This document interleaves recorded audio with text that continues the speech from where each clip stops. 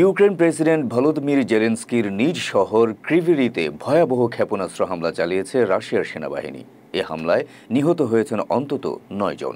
দেশটির প্রসিকিউটর জেনারেলের কার্যালয়ের সূত্র এই খবর নিশ্চিত করেছে। সূত্র বলছে, গেল বুধবার শহরটির একটি আবাসিক ভবনে ক্ষেপণাস্ত্র আঘাত হানলে হতাহতের এ ঘটনা ঘটে। এ ঘটনায় ৫ শিশুসহ আহত হয়েছেন আরও কয়েকজন। এর আগে এ ঘটনায় ৪ জন নিখোঁজ হওয়ার খবর পাওয়া যায়। হামলার ঘটনার পর জরুরি পরিষেবা সংস্থা, পুলিশ ও স্বেচ্ছাসেবকরা ধ্বংসস্তূপে উদ্ধার কার্যক্রম শুরু করে। ধ্বংসস্তূপের নিচে আরও মৃতদেহ থাকার আশঙ্কা করছেন উদ্ধারকর্মীরা। হামলার বিষয়ে রাশিয়ার প্রতিরক্ষা মন্ত্রণালয় প্রকাশ্যে কোনো মন্তব্য করেনি। তবে হামলায় নিহত ব্যক্তিদের স্বজন ও বন্ধুদের প্রতি সমবেদনা জানিয়েছেন ইউক্রেনের প্রেসিডেন্ট জেলেনস্কি।